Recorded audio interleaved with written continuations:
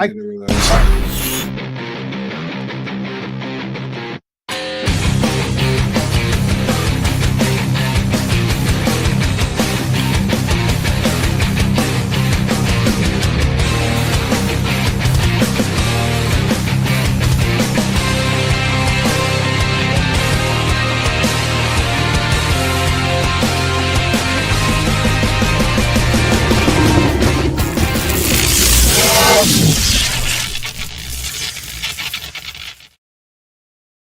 Damn! Yeah.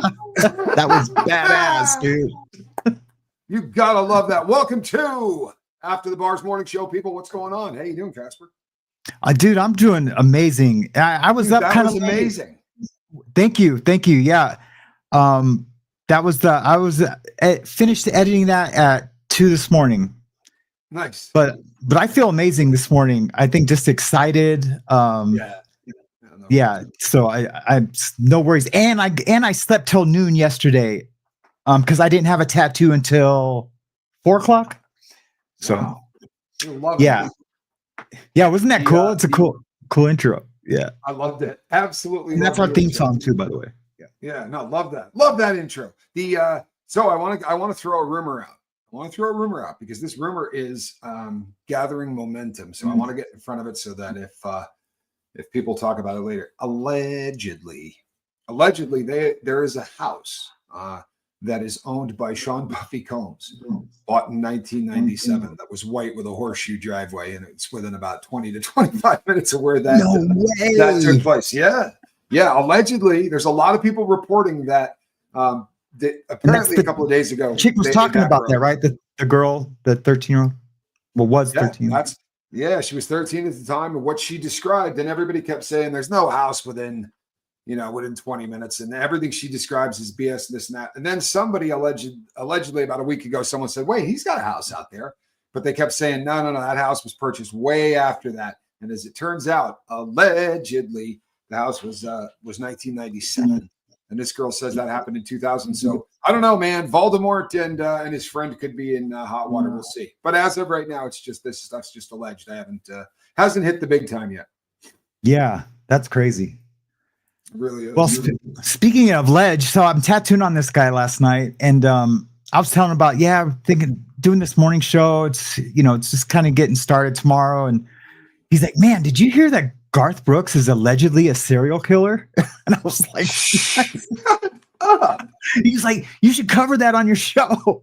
So I mean, I like quickly looked up a couple of things, but I guess him and Tom Segura are beefing. The comedian. Yeah, I know Tom Segura. He has a podcast called something, I can't remember. But he's all part of that Rogan verse, the universe. Yeah, funny as hell. Super funny. And his podcast was pretty good too. But as I was looking for stuff, like literally 2 minutes before we went live, I seen just a quick snippet of Segura and Garth Brooks are officially blocked each other or something. So I think the rumors started, then probably Segura ran with it or just, laughed about it. And now they're beefing. It's starting to catch legs. Yeah. There's a ton on Reddit, and you know how much we trust Reddit, but. Oh yeah, no, we like to sort to quote Reddit as source. I also that we got everybody here. I am fired up about this Diddy case. And I'm hoping that you're going to be out there for part of it with me. I really am. But I will be out. I absolutely will be in New York for the Diddy case. I am making that happen. I am going to be there. I'm going to be in the courtroom. If I have to pitch a tent in front of the Southern District of New York courthouse, like what kind of tent? Well, could be happening too. The morning tent. I want to rent an RV. Yeah, I definitely. What's funny? We look back to prison and stuff. The pre-PREA, the Prison Grape Elimination Act. Yeah, I was in a state facility, and they gave me my jumpsuit when I got in, and they give you 2 of them. So yeah, and then they come through and they change the stuff out. You take your clothes off, and they throw 2 in. Well, the guy walks away. One of them is torn out in the crotch, like you could put both legs through it. I'm like, this isn't going to work. And I put on the other pair, and It's like a size and a half smaller than it's supposed to be. You know what I mean? Like I got the mammal toe kind of thing. Yeah. It's all bad. And I hit the little speaker box. The woman that worked there, they called Buckshot Betty. She was the shotgun chick that walked in the, but she goes, I said, hey, this is too tight. She goes, how tight are we talking about? I go, I can't sit down. She goes, well, pop on out here and let's get a look at that morning wood. And if it's really too tight, I'll let you go back in and get a new one. And I was like, what the? So, but here's the deal. Before all that, I mean, it was okay to joke around like that. It's almost have curtains on the showers. That woman would stand there, 12 dudes when they could shower. Yeah, and that was every single day. It was just not a thing. Yep. In fact, the first joint I went to had 6 commodes and all lined up with no stall doors between any of them, and a shower on each side with no curtains. I was like, this is just. You know what I did? I punched the dude in the head first day I got in there, because the guy said to me, he said, if you hit somebody, they're going to pull you out of the dorms and they're going to put you into cell living. And I said, oh, that works. You know, first guy that even looked crooked, I popped him in the head. Well, you know what you really did though? You really just aged yourself by saying commode, because like I think the last person I heard say commode was my granny in 1974. In her Dyersburg, Tennessee, she had a commode out back. It was an outhouse. She used to call it commode, and she was like, "Oh, I can't wait till we get that indoor commode." So there you go, buddy. Yeah. It's official. Well, you are an old man. No, I'm absolutely an old man. Can you see the chat? Can you do a roll call? You're really good at that. I am. And not just a roll call, but say hi to everybody. Yeah, Spider is here. What's happening? Auntie Monkey Pants, good to have you. We got to do this because it is the inaugural. And I just love everybody for supporting the channel already, man. It's amazing. No, that's very, very cool. It really is. Let's see. Lisa Trimble is here. Kristen Melinda is here. Aspire to Inspire is here. We have Caroline in Canada. Love it, love it, love it. You know, this is going to be DS Kitty is here. Diane, what's happening? I am looking forward to this. Jane Aldrich is here. We're going to. I've never had technology. Lacey Silver, how are you? Feisty Kitty is here. Never happened to me before, Casper. So to have somebody with some talent after the bars. Look at that. We even have, and Lynn is here. Burnsy25 is here. I love it, people. I really do. Hey, Ash Bash. Matt Cox is writing a satire book about Garth being a serial killer. He posted a video yesterday with Popcorn Planet. Well, how about that? Did you see that? Ash Bash says Matt Cox is ready. That's the only thing I've starred was that comment. Yeah. Well, that's funny as hell to me. I could see Matt Cox doing that. Yeah, I didn't know him to be satire. I mean, he like would get people's stories in the joint and then write them for him, and then now he gets like their checks for owning their stories. But I'm not mad at him. No, it's a damn fine hustle. Yeah, it's a damn fine hustle, and that's exactly. It ain't penny hustling, that's for sure. No, it ain't penny hustling. I'm sure he offered you a book deal, dude. That's like no, he did not. He called my video the piece of shit who found a glitch, a money glitch. He didn't say that, but that's what it sounded like to me. And then like afterwards, he was like slow to respond to my texts, and he lives with that creep Boziak. I don't know, man. I'm not trying to have a beef with those guys, but no, I'm not either. But what happened with me was I went on and I even said, I'd kind of like to highlight the recovery stuff. You know what I mean? And the title of the video was "Master Criminal Teaches You How to Steal $5 million" or something like that. And I was just like, oh wow, that's kind of. And then the crazy part is like. He posts the video, but he never edited it. So like 2.5 hours into my video, a black dude pops up that he's doing an interview with. It's the strangest thing I've ever seen. Oh, wow. On YouTube. Yeah. But I never reached back out after that one. And I mean, I got nothing against the dude. It's just that, well, you and I have conversations. I don't know that he's a great conversationalist. Yeah, he just kind of lets you run with it. I mean, my interview's 4 hours and some change long, and I don't know. It just felt I've talked about it before. It just seemed fishy. The whole thing seemed fishy. I wish I wouldn't have done it now, but having done that, I think it put you in my algorithm. Right. So Yeah, no, that's definitely what happened. How else could it have happened? No, Because that makes a lot of sense, actually. yep. Yeah. So But amazing. but you know something, you live and you learn. You know what I mean? You live and you learn as you go. I've done a lot of interviews that afterwards I really wished I hadn't done. One in particular where they edited it, like viciously edited it. So by the time and we had talked about it beforehand, and I said I don't want to, I want my words exactly how they are, and they said absolutely, we're not going to do anything. And then there are questions that weren't even asked. They took things that I said and then had the host pretend to ask a question that I'm answering. And but I called the person up and got all gangster. I really did. I called him up. I was like, man, that's coming down today, or I am getting on an airplane and I am coming to see you. That's not the interview I did. Yeah. You know what? And a lot of people say, that it isn't such a bad interview. I just didn't like the way that I was portrayed. You know what I mean? The master thief thing's a bit of a bummer. And I don't know. And I never really considered myself a master thief either. I'm not, like, I knew some guys in prison that were, some of the things that guys did are so creative that you go, oh my God, like, how did you figure, crazy stuff. I did time with a guy that this entire thing's a setup, right? He opens up a business selling washing machines, right? Washing machines, dryers, things like this. But he's not selling washing machines or dryers to anybody, right? He's not buying them. He's not doing anything. But he's got a guy that's selling machines. Yeah. They're listing these things as broken. And he's getting a paycheck from Maytag, and he's getting a paycheck from all of these different companies to repair these machines, and they're not repairing anything. There's nothing broken. And he did like 30 grand in the first year he did it. It was just a little supplemental income. And in year two, he stole $850,000 just put on the like every machine that got sold out of this one place that got brought back 3 times. It just got stupid.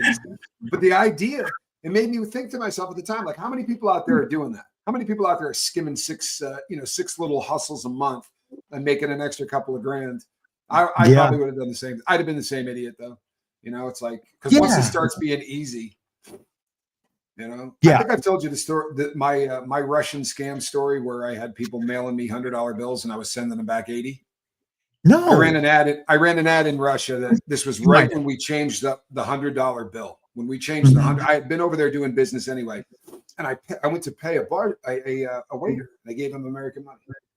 And he said, can I talk to you a second? You have a phone call. And I was like, I have a phone call? Like, I'm in Russia, in the middle of nowhere. I was like, all right. And I get up and follow the guy, and he goes, this bill's not real. We need another one. I was like, oh, no, it's real. I'm like, I'll give you another one. I'm like, but they changed the $100 bill. It's not, they didn't. These are the new bills. They're changed. And he goes, so all of the ones I got aren't going to be worth anything? I was like, oh, no, I don't think it goes down like that. And then I went back to the table and I started eating, and I'm like, holy crap, how many of these people are going to think that? And I was a scumbag. So I ran an ad in the paper over there in Russian that said, America just changed its currency and you better get rid of the old $100 bills you got, and we're buying them back right now. And I was giving them like $84 for every 100 or something like that. And it's in the beginning, we had thousands of dollars come in and we were just mailing stuff back, and it was fun. And then it started to, like, we continued to run the ad, but in Russia, nobody throws these things out. Like, newspapers and magazines get passed around for forever. Yeah. And by like month 3, the amount of mail that we had coming in was terrifying. And we couldn't control, like, it was impossible to do with the 3 of us that started this hustle. And then it got impossible to do with 25 people and with 35 people and with 40 people. And when you pay people to open up envelopes and take money out, you're going to get ripped off. Oh my God. Yeah, dude. Totally. I didn't even think of that. You have to have people working naked. You almost have to have people working naked. Every time somebody went to the bathroom, I was like, that dude's hiding money in his shoe. He's not going to the bathroom. But to make a long story short, with all of the money that we were making, one day I came in and there was like 4 bags of mail on the ground inside the and I looked at my partner. I was like, holy shit, we need more people. And this was on a weekend. And the Saturday delivery came, and it was 4 bags of mail. And I just looked at him and I was like, we are effed. Like, there's no way. And then we sort of just went, screw it, and started opening envelopes. And yeah. That's dope, dude. I got caught. Yeah, you know, I didn't start my hustle career till way later, like in life. Until I was 30, I had no hustle. I mean, I was a workaholic. Working for Microsoft and AT&T, dude, I was like a but you weren't looking for angles. No, I had no angle about me at all. But that all changed, man, and it changed pretty quick, you know. And I have a counterfeiting charge, and since I've seen you, I got a counterfeiting charge and went back to the feds for counterfeiting, which is a dumb crime. I was gonna say, if you're gonna go back to the feds, though, you may as well go back on counterfeiting. What, they give you 3 years? No, 14 months. And the only reason why I got 14 months, I would have got 9, but because I had the printer. If you have the printer, it's like having a gun on a drug charge, you know. Correct. It's an enhancement. Yeah. Yeah. They have a name. I knew a guy that got 5 years. And when he first told me he got 5 years, I was like, boy, that's not really much of a rip for counterfeiting, because as a bank robber, I got more time. And then he said to me, oh, no, you get a year. You get 15, 16 months. He's like, you get 2 years if you make a lot of money. He's like, I got caught. He had rooms full of cash. Like when they came in and got him, he had millions and millions of dollars that he had printed in there. But he was selling his stuff outside the United States. Like he would get this stuff and beat the crap out of it and make it look like, super legit stuff. And then he would take it down to Mexico and buy dope and things. It's dangerous line of work, man. Dangerous, yeah. Super dangerous line of work. You know that there's this is the craziest crap in the world. I've been researching those guys that hold the stacks up and the rappers and all that, because their watches are fake. And I mean, I can spot them on a video. The watches are fake. Well, there's companies in LA that lease stuff too, like fake watches, cars. You can buy rappers. Yeah. You can buy fake stacks of money. Now, I don't know how that's not counterfeit, right? But that when I was researching this and I'm typing all this in and I'm looking at rips off, the ad for it comes up. They're showing how much it costs to buy, $250,000 of this currency. And it looks like what I ran out of banks with, I promise you. Like it looks real as hell. Yeah. I'm sure somewhere on the bill it has to say something somewhere. But in the photos, the movie studios, it'll say like the studio Warner Brothers for movie purposes, like on the bill, but the bill looks hella real. Like that's the only thing that's different. Yes. You hand that to a teenage kid at McDonald's, he's just gonna grab it and give you your change back. But yeah, that's crazy. That's crazy. And they sell money on the dark web too. Sure. When I was in college, I had a roommate whose dad was a gangster. And I mean like a gangster. And when he told me what his last name was, I said to him, he lived in Meriden, Connecticut. I said to him, right? I said, so your parents whack people or what? Like, and he goes, no, they make fake money. And this was years before printers and all of that stuff. Like they were printing money. But like a chief, like a big chief. Yeah. I only went to the guy's house twice. Both times there was a snowstorm, but the second time we were there, the kid's name was Joey, and he said to his dad, he's like, we're going to spend 2 more days here until all this melts off. He's like, I don't have snow tires. We're not going all the way back to Vermont. And his old man said, I swear to you, he goes, well, go into the safe and take a half an inch of 50s. He's like, go buy some snow tires. And he's like, break those bills. Don't give them those. Right. He's like, break the bills. And I was like, you got to be kidding. And we took so much of it back to college. And it was, I mean, every blow dealer in the city was getting 50s. we were passing 50s. The fake bills say props we trust instead of, there you go. That's interesting. The fake bills say prop we trust instead of God we trust. Oh, no shit. Well, oh yeah, right there. Yeah, that's funny. Yeah, they have to have, and I'm sure they use something totally different now because counterfeiting got so bad. Like here in Montana, counterfeiting got super bad with like all the tweakers making money with the printers. I was about to say that where it gets bad with counterfeiting is wherever you've got a really heavy duty amount of methamphetamine. Because people that stay up all night trying to figure out how to get money to buy more meth, I've never bought, because just full disclosure, I buy fake money all the time because it's super easy to pass to drug dealers. So I was always buying fake bills. And I knew a guy who was a tweaker, and he would go to a casino that had old machines. There was one particular casino in town, and the machines wouldn't take a $5 bill if it had the new big red 5 on it. So this place would keep stacks of old money, old 5s and stuff in there. And guys would go in and get that money, and they take it out, because if you wash that, it's still got the stamp. What do you call it? The watermark. It's the wrong president, but there's a watermark on it. And then he would take it back. He would put 100 on it, and if you held it up like it, it looked, or put a 50 on it rather, they would turn 5s into 50s. And I used to buy those all the time and give them to drug dealers, because I didn't really feel bad about giving fake money to drug dealers. Yeah, it sucks when you get them. I got some in Butte, Montana one time, like $600 in fake 50s, and this was post me going for counterfeiting. I sent a kid to the gas station to meet the guy. The kid came back with the fake money. First, I blamed the kid, and I was, I pressed him, and he was so scared. He's like, "No, I swear, I promise." I was like, "Look, dude, I'm not going to kill you over money and drugs. That's not what I'm saying." But who was it? He was like, I don't know. You sent me there. I was like, and my partner had sent me the dude. You know what I mean? It was all bad. But I gave him to a stripper or something. I know this is all terrible things. We were bad people. But you know something? Exactly. And that's the key. People doing bad things. Yeah, I was definitely, I lived that life for a long time. But you know what? It does come back to you. I was, so I used to go and set up and do the watch shows. And I sold a guy an 18-karat gold watch. And I wholeheartedly believe he had no idea he ripped me off. But he gave me $3,200 for the watch, and 2 of the hundreds were fake. And I don't think he knew he had fake hundreds. I don't know how he got them or whatever. But he had bought like 5 watches from me. But the scary thing was I had to fill out police reports and all of that shit on that. I went and tried to deposit it all.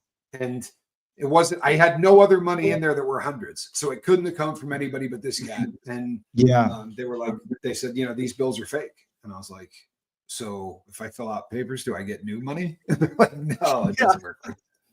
So I lost my money, and I wasn't, I sold the guy 5 or 6 different watches. I wasn't going to go back and say to him, hey, what's up with, with your fake money, you low life. Not that I didn't think about it. I'm still trying to get used to like being on YouTube and like talking about myself and like being like, super honest about like the things because there's a lot of shame.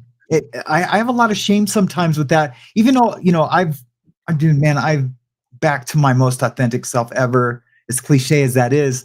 But there's still a little bit of shame to that. And I'm a people pleaser and I want people to like me. And, it's just one of those things. I'll get over it eventually, but I struggled the other way when people do like me. I get imposter syndrome, something fierce, in the back of my head. I'm always like, if these people had any idea what I was like, the person that I used to be, none of these people would talk to me.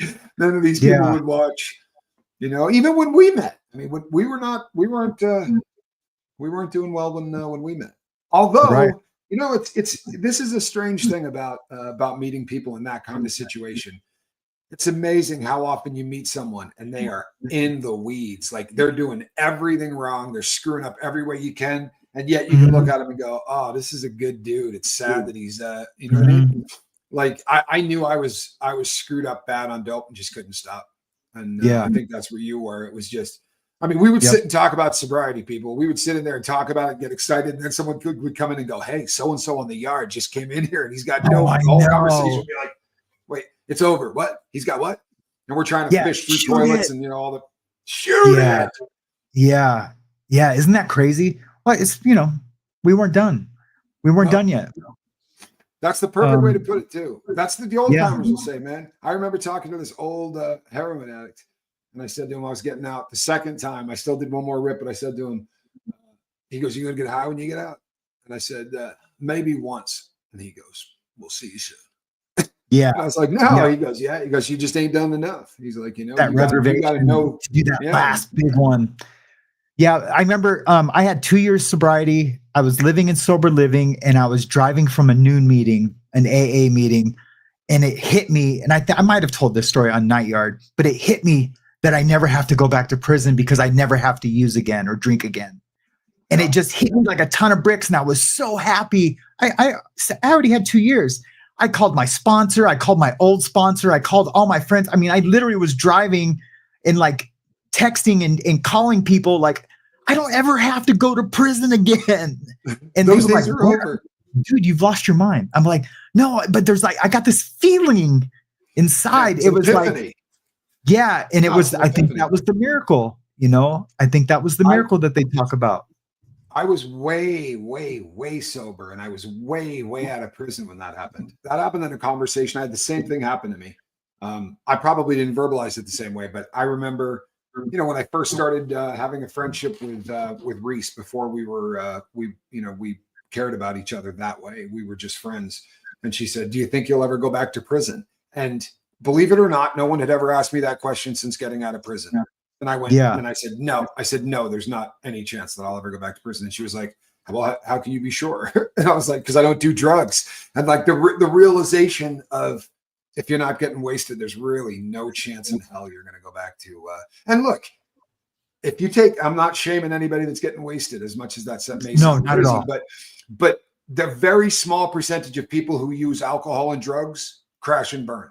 It's just that I happen to know all of them, but it's a small percentage. The people that are going to end up incarcerated, dead, whatever, that's 3%. And then there's going to be somewhere in the 6 to 9% range of people whose lives are affected, right? They're not, they can live their entire life, but it's affected. Their quality of life isn't where it should be. Yeah. But we were in that 3%, you know, we're in that percentage of people that cannot ever put the stuff down. 80% of people that do chemicals, it doesn't mess up their lives in any way. In fact, as crazy as it sounds, it probably enriches it because they drink 6 times a year and they do it with friends and it's a social kind of a thing or whatever. It's when you start solving problems with chemicals. It's when you say, this is such a bummer, I'm not going to deal with it anymore. What happened to me when I was 6, I'm just going to get high and I never have to think about it. You know, that's usually what spins us down those roads that ends us in, you know, where we ended up. Yes, sir. Yes, sir. Well, I'm so glad I'm here with you, man. I am so grateful that I'm here with you on YouTube, Tommy. Seriously, man, I love you, man. And I am just so grateful. And for this audience. The crazy thing, people, whether you believe this or not, is at the time we were together, I said to him, when I get out, I'm going to talk to parents about how to raise drug-free kids. Like I was already putting this together, but I still had one more rip I had to do because I got out and I thought, I can do it once. Right? Yep. I could do it once. One time isn't going to hurt me. I can do it one time. I won't do it the following day. And the crazy thing is, I did that shot, right? And it was a shot, and it buckled my knees. I hadn't had anything like that happen to me in decades, but it buckled my knees. Like I slid into the car. I wasn't passing out, but it was a whoa, like that rang my bell. The helicopter. I sat like, down in the car. Whoa, yeah, whoa. Exactly. You get the yeah. In fact, Trigger. I used to turn the air conditioner on so I would hear that noise. But I got the freight train, and I knew. I'll be right back. No, just kidding. This shouldn't take more than about 3 minutes. I'll be right back. I knew the second I did it. Yeah, I wasn't addicted, but I knew the second I did it. I was like, oh shit. You know, I knew that I had lit a match that I wasn't going to be able to put out. And I remember as it wore off going, I don't have to do that again. I don't have to do that again. Right. I don't have to do it. I'm calling the dude. I don't have to do it. Yeah. You know, literally calling the guy to meet me, and I go on autopilot. But the realization that you can win a war with your substance of choice by not getting into a war with your substance of choice was one of those real life-changing moments too. As dumb as that sounds, I remember thinking it like an epiphany. Wait a second, I'm not weak. I'm winning this war, but I win it by not throwing the first punch. Right? That's right. That's right. And I think our relapse is never going to throw that. Yeah, like I was the same way. When I relapsed, it took jail for me to get sober again. But I think now with having the spiritual component so strong that like because I have had a relapse since I got sober, like in treatment, but it was a one-time short-lived relapse because my spiritual was so strong. and that, you know, that whatever that is, the Holy Spirit, whatever you want to call it, convicted me, and like, you stumbled, you didn't fall. Yeah. And so that was amazing. And I never had that before. And so, yeah, it's an amazing feeling to screw up and get back on. I ate Valium and drank a crap load of beer.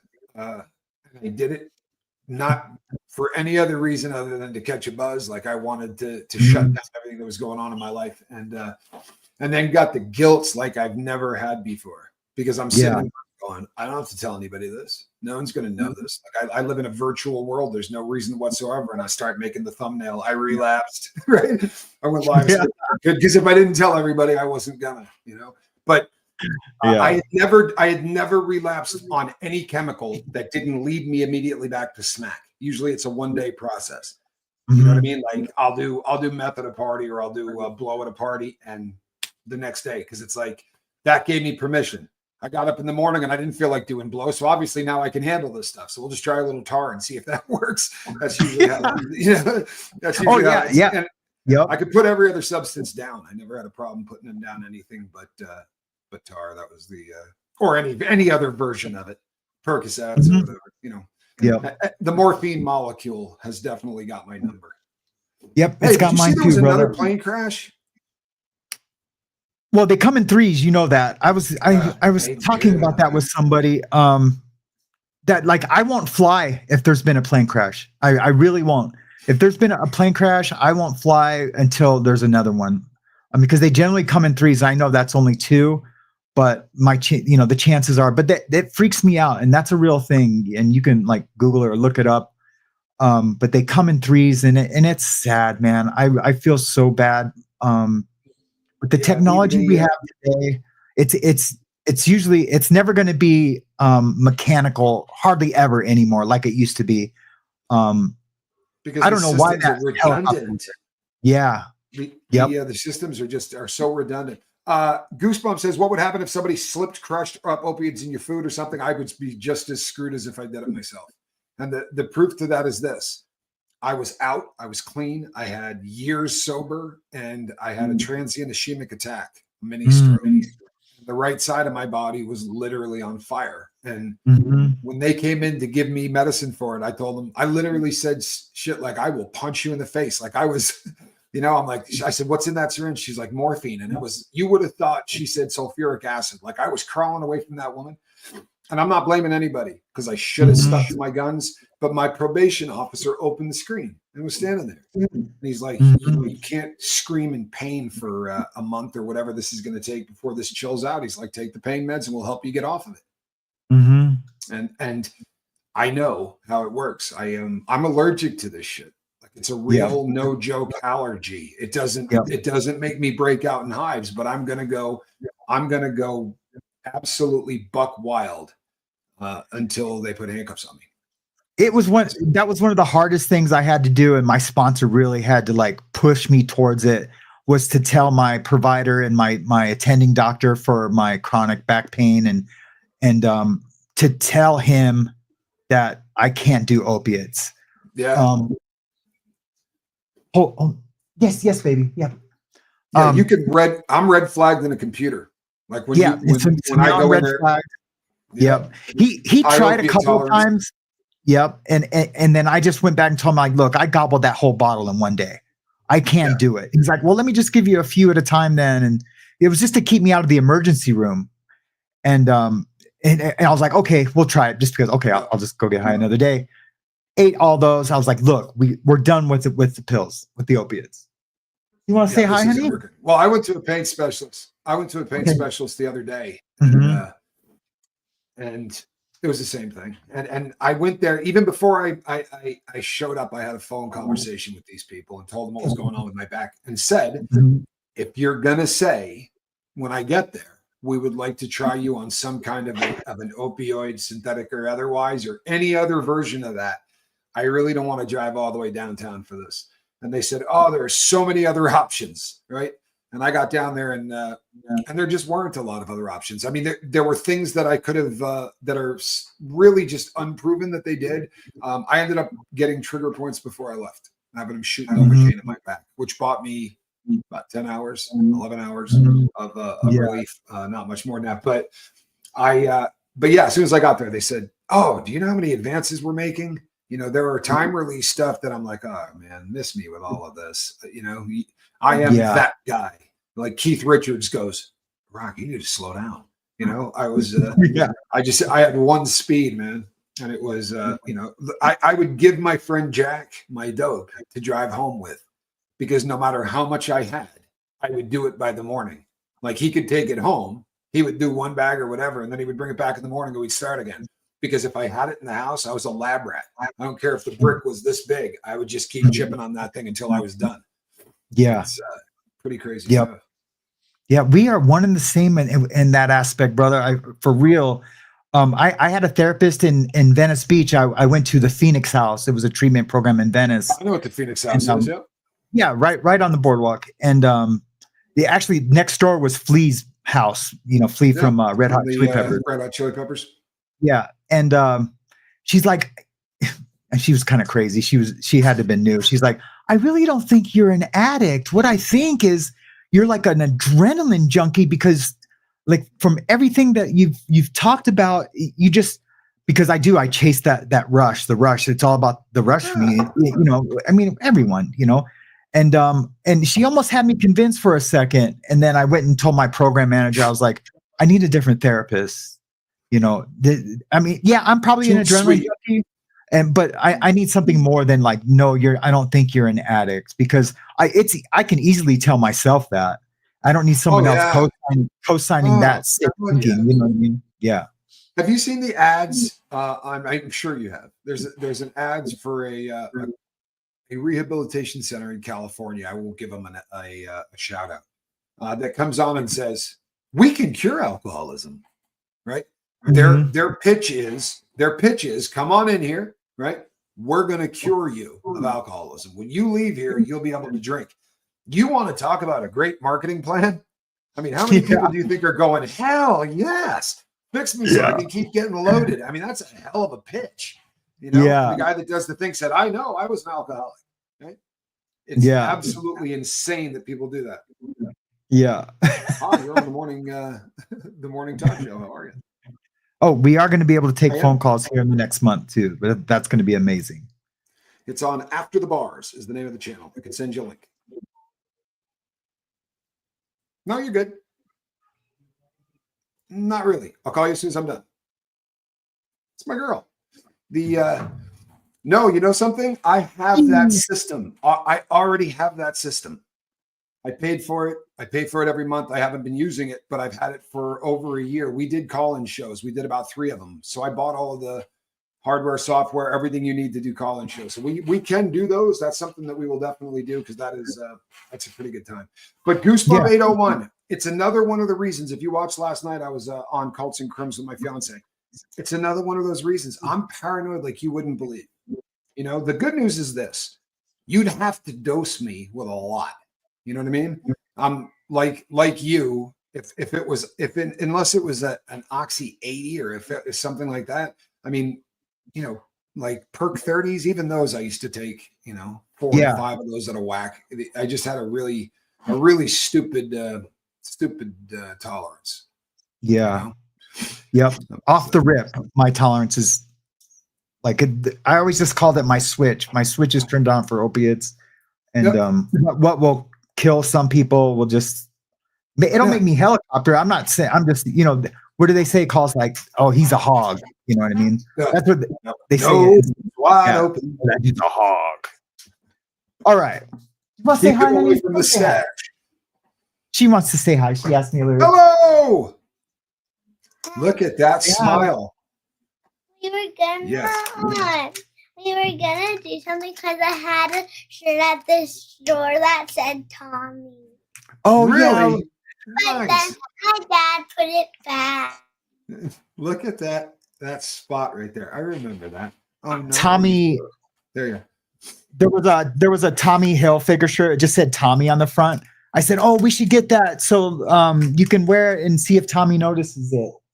Nice. But then I can't, because I noticed that he put it back, because why we went to the store is because that day we were at our school. We were doing an event for the Taylor Swift or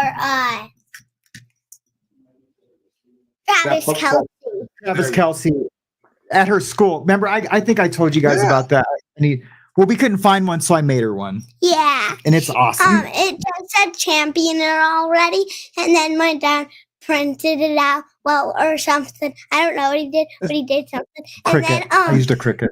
And then it said champion Taylor Swift.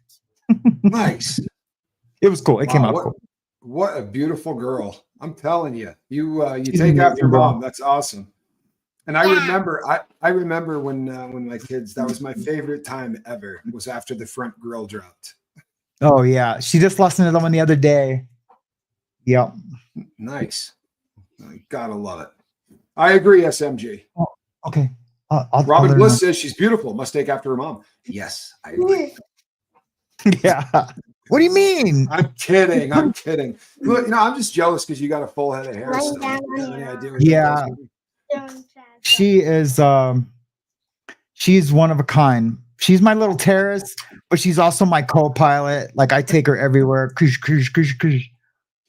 She's a warrior kid too. She takes karate already and she's amazing. So okay, honey. We're gonna talk about some news. I love you. Yeah. Nice. Isn't she cool, man? I love that. Yeah, there's not much. It's the juxtaposition every time I see your kid. You know what I mean? Mm-hmm. The difference between sitting in that roach-infested box for 7 months with the lights never once getting turned off to where we are today. That's there's nothing that hammers that home more than kids. It's wild. It really. It makes no sense, man. It makes no sense, man. No, but I love it when people say, well, what a coincidence. I don't know. I don't buy coincidences. There's in the Hebrew language and in God's language, there is no word for coincidence. Did you know that? Yes, I did. Yeah, I don't remember. That's a good thing. That's a good thing. Did Viktor Frankl talk about that? I don't know. You know what? I need to read it again. Yeah, huh? I read that in that shoe. I don't know whether you were there at the time, but that was the first time I ever read that. That's where I read it too. I had it mailed to me. Yeah. I might have read yours then. That may have been where I read it. But wow, what a book, man! One of those things that just floors you. Mm-hmm. So you want to get to what's that? That's Johnny Scoville's goatee. I cut it off. What? No, it's this long anyway. So I just I whacked off the last like 6 or 7 inches of it. Oh man, if he unbraids that thing, it goes all the way down to his waist. Johnny's no way. Yep, he's the crazy man. He is absolutely crazy, man. He literally is crazy. We're gonna send you out some tubes of terror with your watch. You're really gonna have to very powerful peanuts to try. What's that? The Johnny Scoville tube of terror peanuts. You're gonna have to give them a try. You are familiar with my brother's products? No, I'm not. The tube of terror is the world's hottest peanuts. That's a pretty bold statement. Oh no, I mean there's absolutely no way whatsoever to argue. This right here is the Johnny Scoville tube of terror, right? 13 million Scoville crystals on top of this. You will never on earth eat something that's going to burn you like this. Even the Carolina Reaper peppers and all of that stuff, they max out at a certain, they can only do a certain amount. It's kind of like the difference between an opiate and an opioid. This is an opioid. This is synthetic. The stuff that's getting put on this, it has Reaper powder. It has, every kind of pepper you could think of, but it has enough capsaicin crystals that you will call 911 after you eat one. And I'm not being facetious. It happens all the time. You got to sign a waiver. Right. But we're going to send you a couple. Do they sell it in stores or just from? God, help us know. because people could be hurt, right? No, these are challenges. This is a challenge. I need to learn more about all that. There's a group out there called the League of Fire where they eat for competition, and you gain points by finishing challenges. That particular challenge, you have to eat the entire tube in a 10-minute period of time. You can't eat more than 2 peanuts at a time, 1 to 2 peanuts at a time. And when you are done, you have a 5-minute afterburn. So when you're done at the 10-minute mark, you got to go 5 minutes of not having any water, anything to take the stank off. I use milk. I try to use milk. Milk works really well. I use lemon juice if I'm really hurting. Lemon juice is good. But I ate one of those tubes in 43 seconds. Oh, really? Yeah. Guinness record kind of thing. I do own the world record for the fastest tube of terror, or did. I don't know if it's been beat, but I did it in 43 seconds, and it was hands down the most horrific thing that has ever happened to me. When it was done, I was on a talk show. I never would have done this, but I was on a talk show, and I got another 30 minutes. I'm on with a bunch of people, and another guy tried to match me. He had just gone to throw up, and I got this stuff in the back of my throat, and it's burning, and the guy said, "You beat your brother's record by a minute." And I said, "But my brother didn't drink anything." And he said, "Oh, do you need to get a drink?" And I picked up, I'm not kidding you, I don't know if there's one here, a bottle of tincture, which is just alcohol soaked peppers till they get all the capsaicin out. And just to have the fluid to get it down my throat, I drank the bottle of tincture. And about 3 hours after the show, my body went, I'm not joking you, like folded in half. I cramped up. My knees came to my chest. I couldn't even stand up to go get my keys to drive to the hospital. Oh no, the picture you saw was after 1 drop of tincture. That picture you saw of me on the ground, that was after doing 1 shot of tincture. Wow, dude, that's nuts. What do you need, honey? Paper? Okay. Yeah, my fiance says, "Oh, I'll do a tube of terror. Let me eat one of those peanuts." I was like, was she really? No, you're not. Well, she had them at the house. I left them in bug tussle. And we were doing one of those 1 hot minutes that we do with my brother. And she's going, "Oh, I got peanuts. I'm going to go and do this with you." And we were like, no, don't do that. Right? No, don't do that. That's funny. It's awful. Yeah, it really is. But I'm going to send you some. All right, let's get in the news. What do we got? Let's get into the news. So everyone's probably heard of this. I just found out about this. The Detroit woman who sues Lyft after being denied a ride. Have you seen that? No. Well, let's check it. Maybe. Yes, maybe I did. Have you? Okay, well, let's just check it out anyway. Because I haven't seen the... Oh, wait. I started the wrong one. Hold on. Started the wrong one. I have some good stuff. Are you really telling me I'm too big to get in your car? Deja Blandings recorded it all. Her Lyft driver pulling up only to turn her down. I was too big, and his tires, something about his tires. I asked him, "What do I have to do with your tires?" This happened January 18th. The 29-year-old Detroiter was headed to a Lions watch party, only she never got there. So you telling me I can't get in the Lyft because I can't fit in your car? Yeah, you need to order a bigger car. What makes you think I can't fit in the car? Yeah, I'm sorry. The driver told her she needed to request an XL car. I was embarrassed, and I felt some type of way about it, She's hired a lawyer and is suing Lyft. From a legal standpoint, it seems like obvious discrimination. Her old man's been to prison. The Elliott Larson Act, which is Michigan's Civil Rights Act, specifically protects people from weight discrimination. And the driver here turned down her ride because of her weight. Deja says this experience has scarred her. I haven't really left my house since that. She hopes this lawsuit will change how people treat others of all sizes. Didn't have to pay for extra for an Uber XL. While Lyft does not comment on pending litigation, they did send us this statement saying, quote, "Lyft unequivocally condemns all forms of discrimination. We believe in a community where everyone is treated with equal respect and mutual kindness. Our community guidelines and terms of service explicitly prohibit harassment or discrimination." Reporting in Detroit, Jacqueline Francis, Local 4. Thanks for watching. Stay updated about breaking news and that's crazy. Yeah, it's pretty crazy.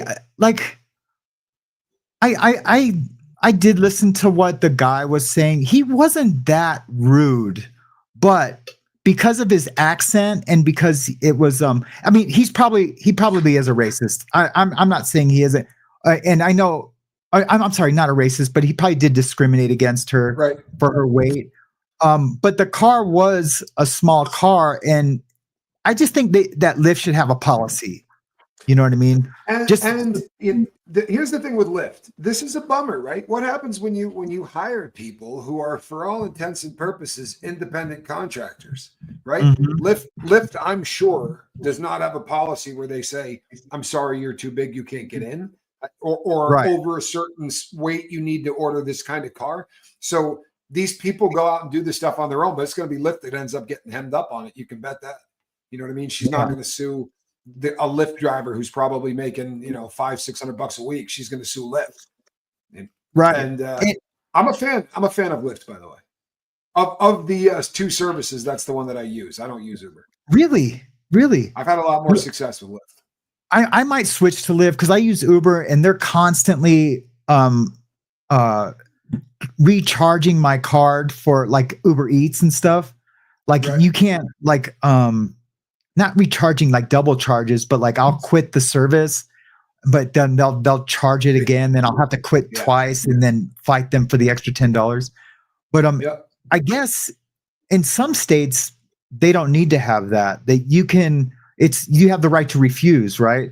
But in Michigan law, I pulled this up on ChatGPT. Michigan law protects weight as a characteristic, and attorneys representing Dank Diaz argue this is no different than racial or religious discrimination. However, critics argue that weight is not the same as race or religion as it has logistical implications. True. Such as vehicle capacity and safety. Many also believe the issue is about practicality rather than bias, suggesting that requesting a larger vehicle is a reasonable expectation. I totally agree with that. And but I think the guy could have talked to her nicely or even said like, "Hey, let me get you an XL," like they need to have something more than just refusing her and letting her be on her own. You know what I mean? He also made it sound like this woman was 4,000 pounds and she wasn't. You know what I mean? Like there wouldn't have been a problem getting that woman in the car. I think that was. It's based on some form of prejudice, and there are people out there that are absolutely prejudiced against people for 1,000 different reasons, and weight is definitely one of them. We live in a pretty ugly society. But I remember when I was a kid, like you would be at the store with your friend, like say, like in 1975, be at the store with your friend. You guys are like run around and you see a guy that's overweight and he's probably just like even like 280. And you'd be like, "Hey, come on, come check out this fatso," and you'd go over there and you'd be like, you tell your friends, "Oh man, we seen the biggest, fatso at the thing." And I'm just saying that word just to tell the story. I'm not, I've been 300 pounds. Well, 280, 295. You were pretty big when we were together. You were huge.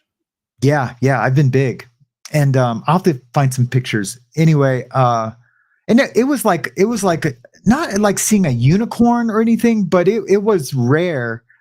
So now I don't know. 50% of the population. I mean, and that's real. And I'll tell you something. We can go down conspiracy rabbit holes or whatever, but you know what? Excuse me.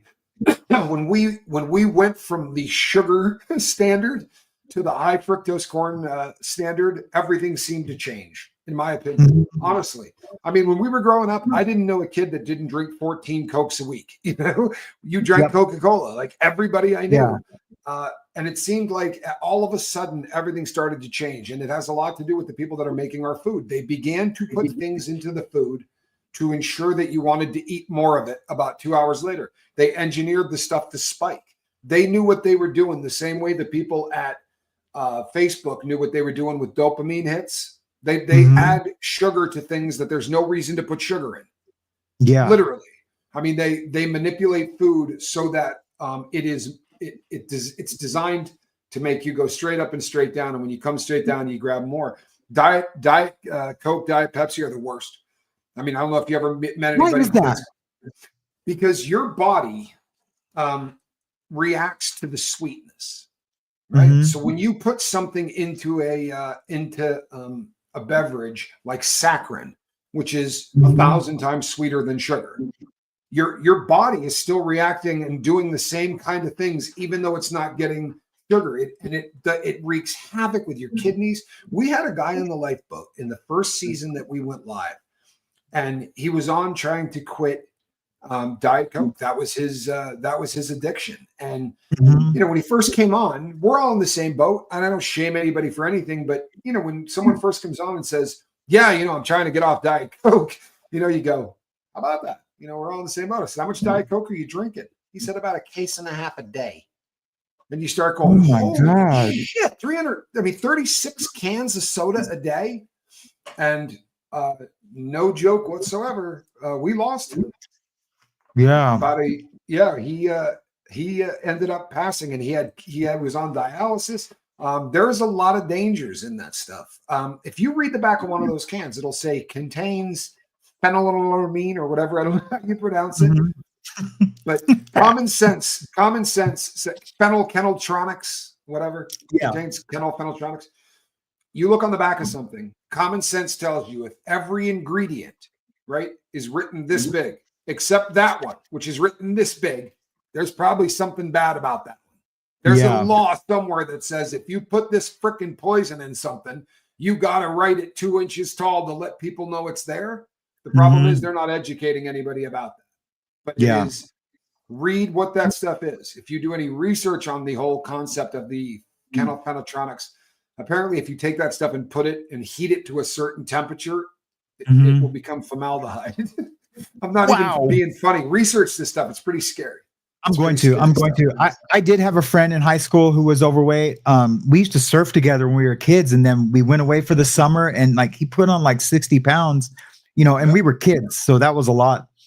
And he just kind of stopped surfing, just started bodyboarding and boogie boarding. And but he got hooked on Diet Mountain Dew. Woo. That was his thing, man. And it didn't hit me till way later, but I didn't think it was necessarily the Diet Mountain Dew. I just remember him being hooked on it, but it must have been. The stuff is absolutely horrible for you, and it does not help you lose weight. I promise you it doesn't. I mean, honestly, it's not an effective way to for what it's advertised for. Now, admittedly, the amount of sugar that they put into a regular Coca-Cola is terrifying, bro. It's like a zip. There's 32 grams of sugar in a can of Coca-Cola. That's an ounce, man. It's a bag about this big at the bottom. That's crazy, I did dude. a show on it, and I had a scale, and I actually weighed the crap out and put it in a bag. And I joked at the time, I'm like, tell me this isn't going to be a short, right? You got Captain Tommy holding this big bag of white stuff. But to show people how much sugar they actually put into it. But if you can switch to water, they love it. Toots, they call me. I'm a big Coke snorter, apparently.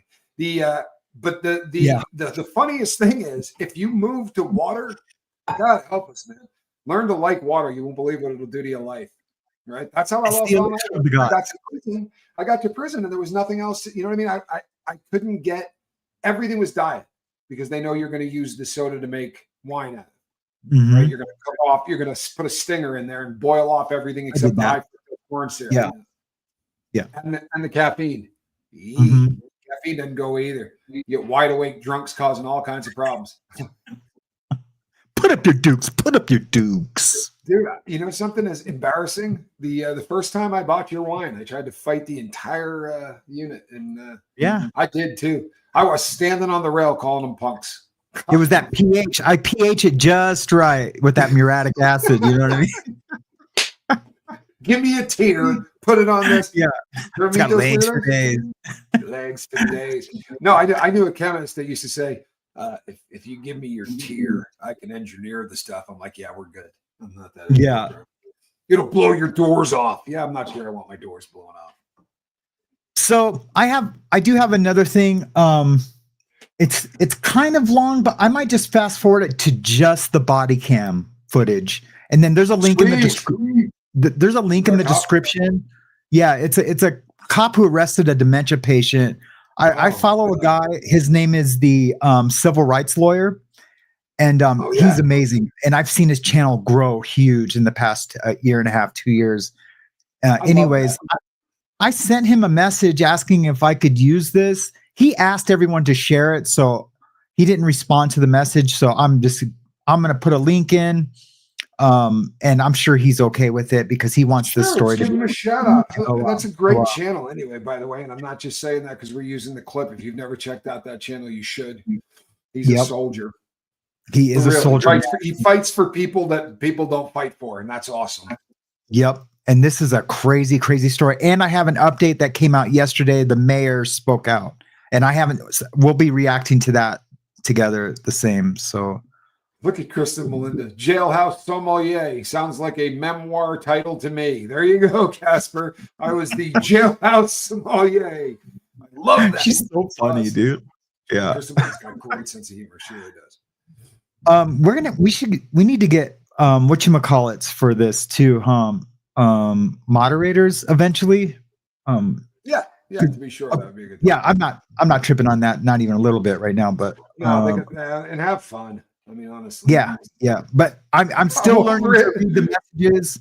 And so like if it looks like I'm not listening, I am listening. I'm just trying to do both at the same time. And what we're going to do next time, because of how we signed in, it'll be different next time because all you'll have to do is the producing stuff and I will run all of this, but I can't from where I'm at today. If I click on it, nothing happens. Tomorrow, I'll be able to do that from here on a touch screen. Okay. I did send over rights for you to do everything on the After the Bars channel too. I sent you an email to Captain Tommy Scoville. So I can resend it to Tommy that's Scoville. What happens when you have somebody around that's intelligent. Now I'll just grab it off of that one. Captain Tommy works. Yeah. And that way you'll be able to link it from StreamYard. Do you know what I mean? So yeah. Let's check this out. 66-year-old dementia patient loves to go shopping at Walmart with his wife. But on this occasion, he got separated from his wife and then absolutely mistreated in a disgusting manner by the employees at Walmart. Store policy. You say that word. Then the Walmart employees got their buddy cops involved. It went downhill very quickly from there. He hasn't stolen anything, but he did walk in the back behind the customer service desk and grab these off the shelf. Sounds like enough for... That's the guy in the red hair guy. His attorney claims his client was confused. There's no effort to leave Walmart. There's no stealing a beer. He's following all of the directions of loss prevention. And after seeing the surveillance video, he's now calling for the arresting officer to be charged. Throw him to the ground. Watch ways down. 1, 2, 3, 4, 5, 6. The cops then wrongfully arrest him. They slam him onto the ground and they beat him, one cop punching him 6 times. You're under arrest. That's why I said no. Yeah, absolutely. I'm not taking these off of you until you get to outside the jail. Do you want me to put you in there or do you want to get in there yourself? Meanwhile, his wife is shopping in the store and has no idea. They had asked for his license, and Yeah, he dude. knows what the license is for, but he doesn't know that's a license. You know, he knows he got that to drive. That's probably about all he knows. Even though the cops later realized this guy was an innocent dementia patient, they and prosecutors tried to Double convict down. this innocent man and cover up their misconduct. But fortunately, this guy's lawyer discovered the truth, and now he's putting it out there. He provided me with all the evidence showing that they lied, and you can help by sharing this footage far and wide because it's not over yet. And that's what we're doing. So I'm just going to fast forward it to look at this. Or from the cop with the red hair. Basically, Watch it's a nice body area, movement. but whether nice area or not so nice area, the common theme on Walmart's gave. He likes to repeat guys. the is basically what they're asking him for. They had asked for his. I'm sorry, guys. They're just kind of repeating the same thing. So What's up? How do they justify punching this guy in the face while he's on the ground being kneeled on? I mean, we're that right there is the issue. You know what I mean? Yeah, and here's the thing: if you stand up with a cop, I'm not that dude, right? If you stand up with a cop and you do this, you get whatever you got coming, right? That's mutual combat. You're laying on the ground and someone's punching you in the face, and that person has a badge. They need to go to prison. Yeah, right. That's and assault. he said it's because the the Walmart people said that he smelled like beer, so they refused him, but he just couldn't find his ID. But they lied and said, oh no, he smelled like alcohol. The dude had nothing to drink that day. But he even says when the cop tries to put his hands where he goes, hey buddy, what you doing, buddy? He's like, what are you doing, buddy? He's like, he's calling the cop still buddy, even though they're being totally disrespectful to him. But yeah, I just 148. That cop makes me so mad. I can't get her to say anything to me. Hey, have you taken anything? Are you on any type of medicine? Oh, this was another incident with the same. I need you to talk to me so we can figure out what's going on. She's having a diabetic attack. Okay, here we go. They were just showing that these cops are all bad. Listening to him, he keeps trying to grab it. I'm not anti-cop I don't know the at reason all. behind why she didn't sell it to him. So I was trying to figure it out, but he wouldn't listen. So okay, if you don't care, we can walk up here and try and talk to them, figure out what the deal is. Let's go up here.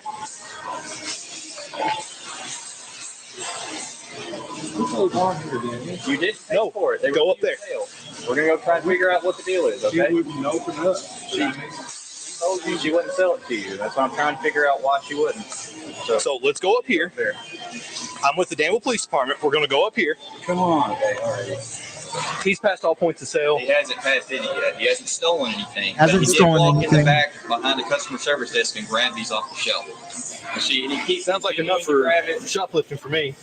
So you can either go up here, we can figure out, or I can take you to jail. Choice is yours. Put that on here. Look at that.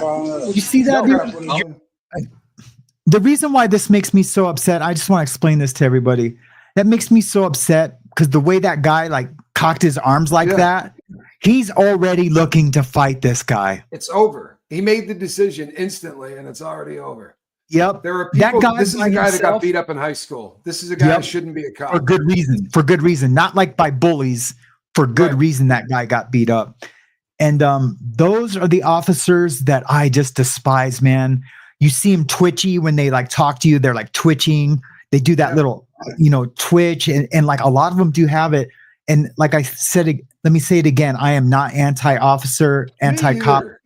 We've never talked about this before, but I am so pro-cop. I tattoo on a lot of really awesome officers, task force members, DEA guys. I tattoo on everybody. And marshals, U.S. Marshals. But cops like that give those cops a bad name, and those dudes need to go to jail.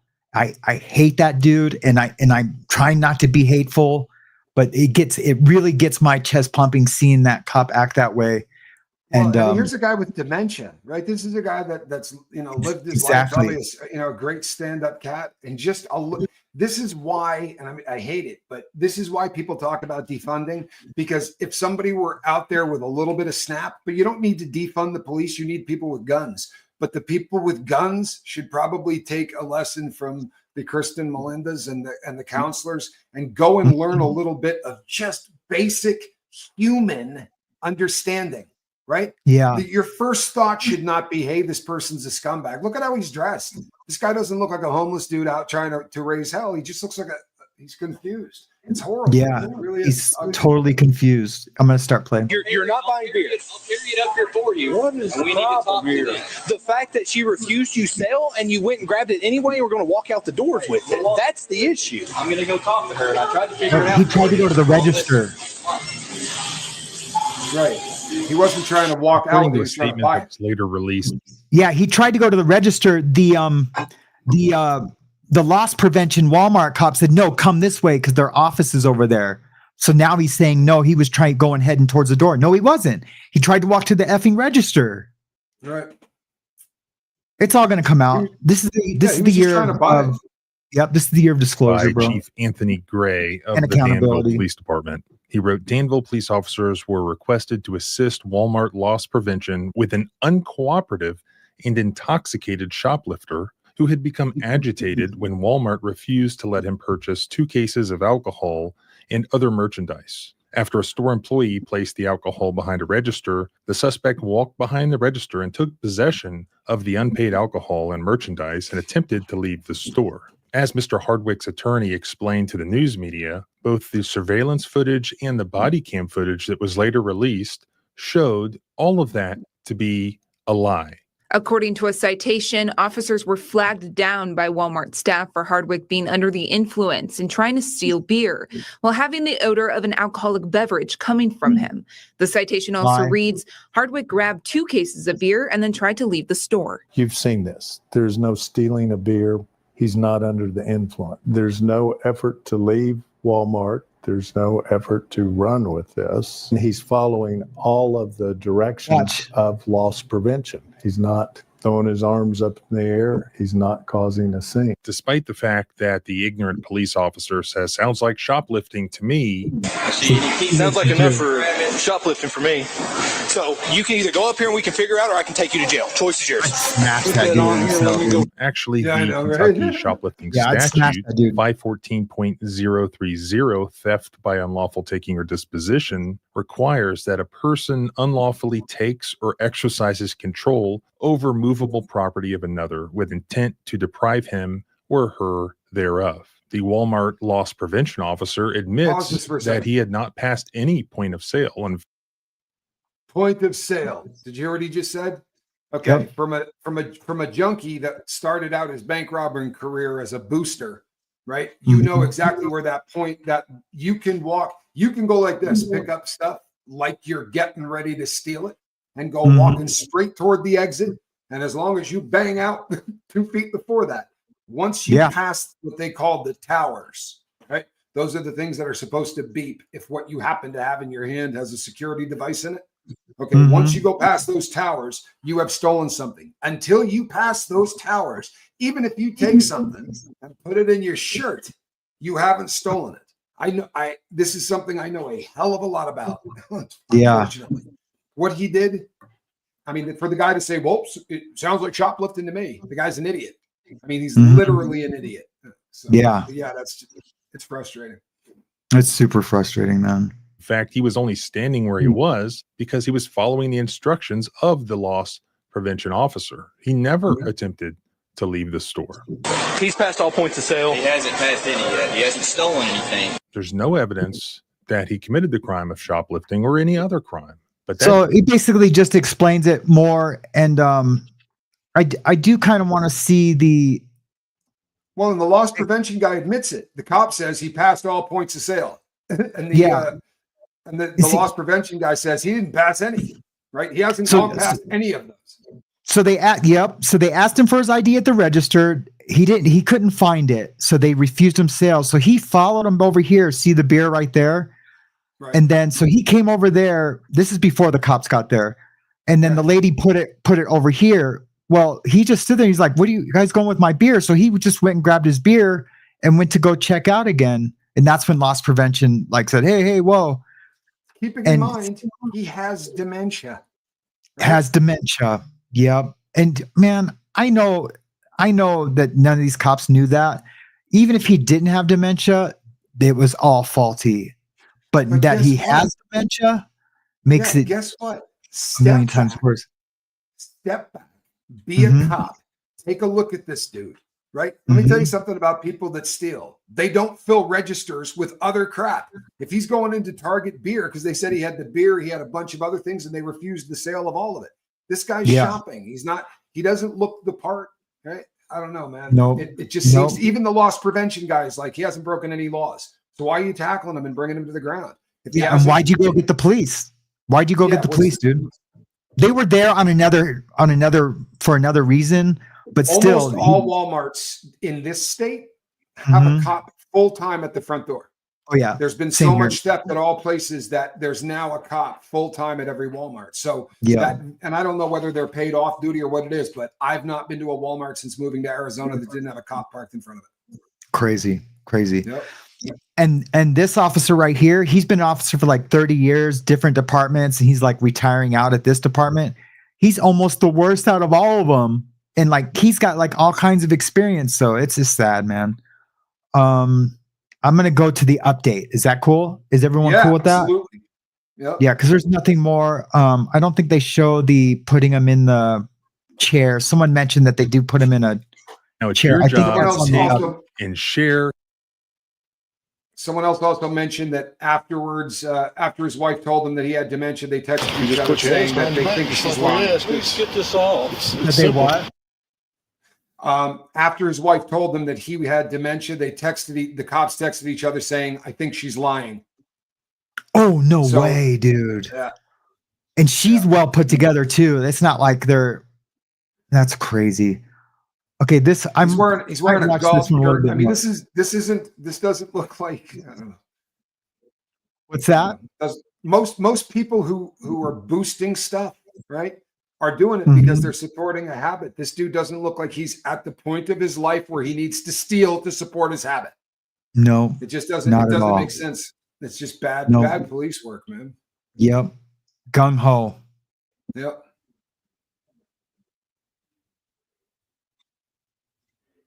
All right, play that. Casper, did you freeze on me? You did. All right. So hopefully I get my partner back here shortly. There you are. Casper, you there? Oh, did I freeze? Yeah, you froze. Hit play. Let's see the end of this. Oh, hit what? You were going to do the update. Yeah, this is the update. All right. Okay. It's not playing. There you go. It's not?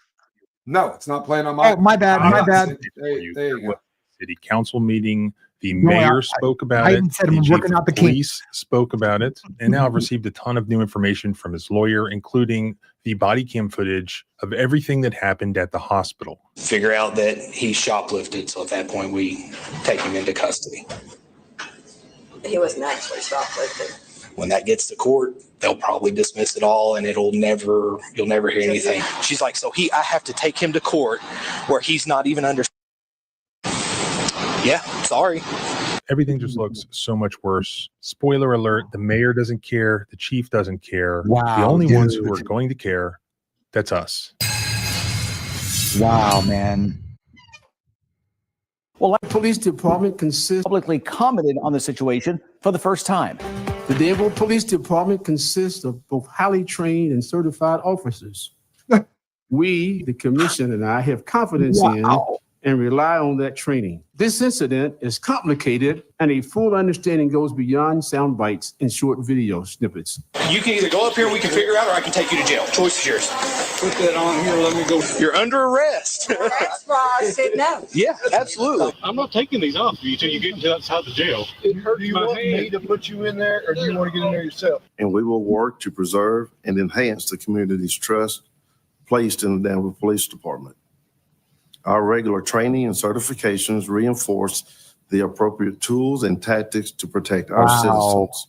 Wow. Does it not count as their custody if he's in their chair? Yes. Welcome back to the channel. Out of the hundreds of videos that I've done, this one.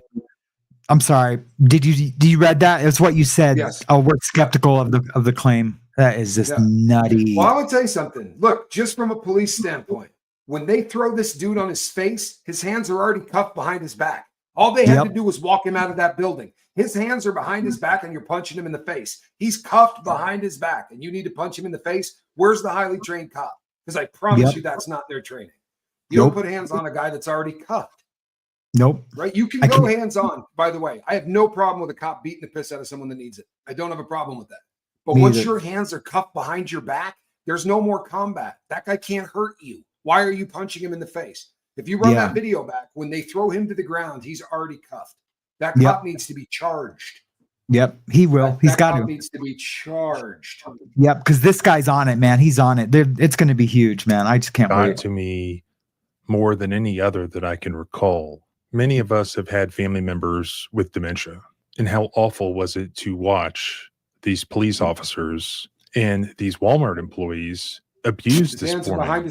He was confused. He was attempting to follow the directions. Never attempted to leave the store. Never attempted to steal anything. Yet they arrested him. Tried to go to the cash abused register. him. They knew his wife was there, and they took him without even talking to his wife. And apparently, what happened afterwards is they took him to the jail. We now know that the jail put him in a restraint chair and then decided that they would not accept him. So he had to be taken to the hospital to be medically cleared. And the new body cam footage that we have picks up there. With these two officers, Godby and Ray, they still have Mr. Hardwick in handcuffs. He's still complaining that he's in pain from the handcuffs. The common theme that you see here is that they care nothing for this man. Probably never All they in his care life about been in handcuffs. is themselves. He's never been in handcuffs. Here, the officers Never. are debating whether or not he should even be in their custody because the jail already took him and put him in some sort of torture chair. At this point, everything you see now, they've been told that this man has severe dementia. And you'll see that not only do they not care, they don't even believe it. They want so bad to believe that this is just a regular guy who is intoxicated, which would justify their actions, as opposed to the truth. Well, and they can't refuse just because he won't blow into a PBT. Like, that's not... We've had that fight with them forever. Like, Well, he's also in their chair. yeah, once we take handcuffs off, he's not in our custody anymore. What's your name? God, please get it off. It hurts. It hurts my fingers. Oh, golly, it hurts. And by the way, that is Officer TJ Godby. That I is said, the same golly, police that officer hurts, who was man. caught That's on the guy video punching Yep. this man with dementia 6 times. Now, they lied about it before. They've lied about it since. But you can see it on the video. He punched him He 6 needs to be times. fired. The community has created a petition calling for Officer Godby to be fired. As of right now, it has 6,719 signatures. I signed, and if you think he should be fired, go sign that petition. Or keep watching put and the see link what in the else Godby description when does, it's over. and then maybe you'll want to sign it. Just get these off. Oh, it hurts my fingers bad. It hurts. It hurts. It hurts bad.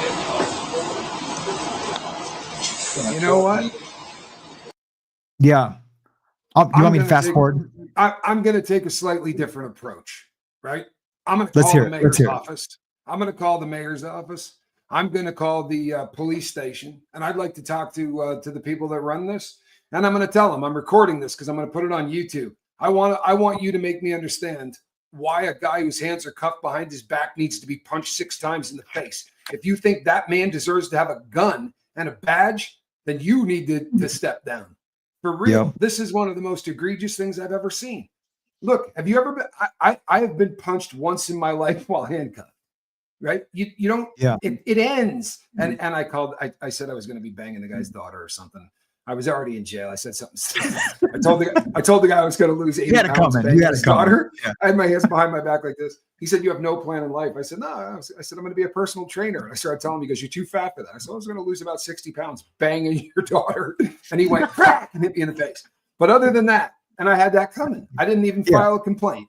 I got my picture taken with a great big black eye. I didn't even file a complaint. I had that coming. Mm-hmm. This guy had nothing coming. Mm-hmm. He wasn't saying anything bad. He wasn't being disrespectful. All right. You know what? I'll get that number, Nana, because I think everybody should call. Yeah, I'll put everything on the description when we're done.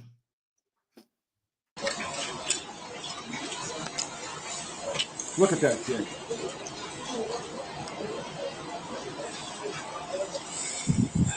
You can get this off because He got beat up in high school. I'm doing this right now. Imagine not even understanding why you're there or handcuffed. It'd be better if I could get this in the front. Please get this Crazy. off. Oh, it hurts. Golly, it hurts. I guess that hallway bit. This hospital is packed and there's no room for him. So they basically just send him to a bed in the hallway. From the very moment that Mr. Hardwick was placed in handcuffs, he's been complaining to them that it hurts him. Finally, Officer Godby agrees to undo them and re-handcuff him in the front where it would be more comfortable for him. Hours later. Have your seat, baby. Please get that on. I'll put them up front for you. Oh, I'm sorry. Why don't you handcuff him to the bed like every cop who's ever done this before? Yeah.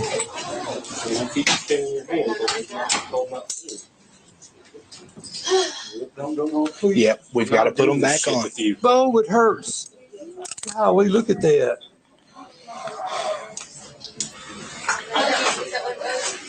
As they're waiting for him to be seen, Officer Ray takes out his cell phone and he begins to text. I'm not sure exactly who he's texting, As you know, my eyes are not the best. In any event, he's texting with some other cop, probably a supervisor, about the situation. I took several screenshots of the text as this is happening, and the most fascinating of those is the revelation that Officer Ray is texting this likely supervisor and telling him that, yeah, he's confused, but he doesn't really buy the act. Shockingly, he was wrong. All right, bud. My name's Joey. I'm one of the nurses here. Society's back. There's only some vitals on you, okay, bud? Are you hurting anywhere? I don't need anything. I understand that, sir, but I need a few things from you. Heart rate, blood pressure, temp. Is that okay? Yeah, Mindy. I'm sure you do, sir, but for right now, it does have to stay on. Are you hurting anywhere or anything? Put this on your finger. It's not going to be there long. So I'm going to take it as no. You're not having any pain, no complaints right now?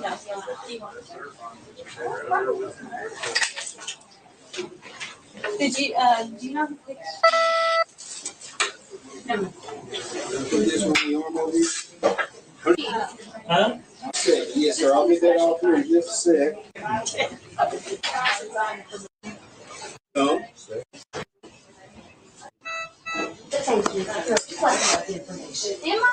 I'm waiting for Sir, you know how tall you are? someone to tell him, like, hey, this guy has You know how dementia. tall you are? Yeah. All this. I'm fine.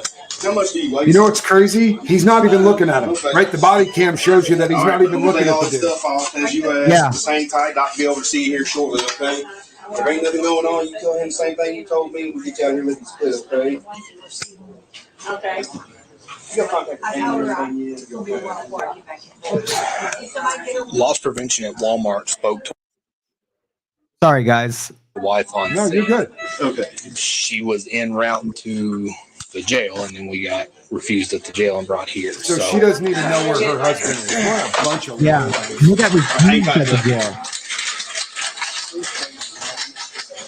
The fact that the jail refused him doesn't tell you something? Yeah. Right? The jail won't even accept him. What have we not heard mentioned?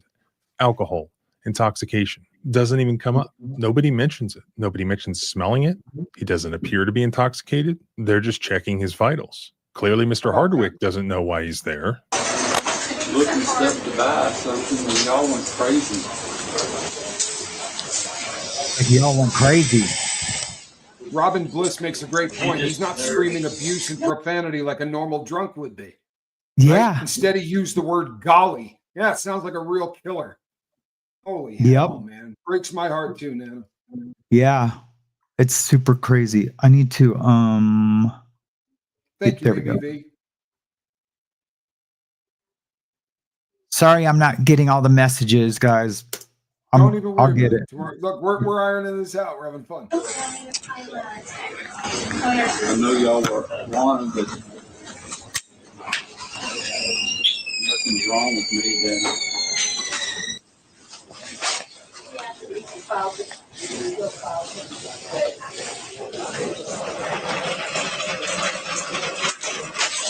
Hello there. Last name Hardwick. This is all going to be in his trial too. When you sue these One cops. of the text messages that I was able to screenshot where they're discussing that Officer Ray is skeptical that this man has severe dementia. Officer Ray writes, well, he remembers us, quote, going crazy. Looking stuff to buy something, and y'all went crazy. Well, you know, I bet that is one thing that dementia patients do remember. If they get beat up by a gang of police officers, punched 6 times, yeah, they remember that. We are going to get an EKG on you. Is that okay? Pause this real quick. I'm fine. I don't need it. So I have a traumatic brain injury. This is my future, right? I've already been diagnosed, and most everybody on the boat knows that I've been diagnosed with this, and that's something that that I'm doing things to try to slow down the progression of. But one of the things that they tell you very early on is that trauma, because of how, and I've studied the crap out of this, we've done shows on it, because of how our brain is built. Think about the very first time you hear a train, right? Or anything, and you go, for the rest of your life, every time you hear that, you immediately back up because your brain knows that anytime there's trauma, it's not going to let you forget it because it's supposed to protect you from doing it in the future.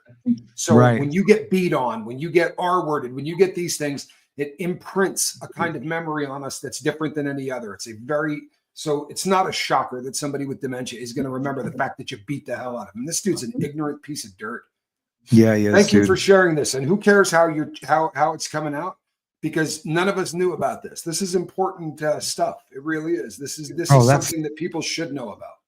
And it's crazy. Last week when I first texted him and asked him to share it, and then he said, "Yeah, go ahead and share it." I was thinking morning show. I was like, man, it'd be cool to have a morning show.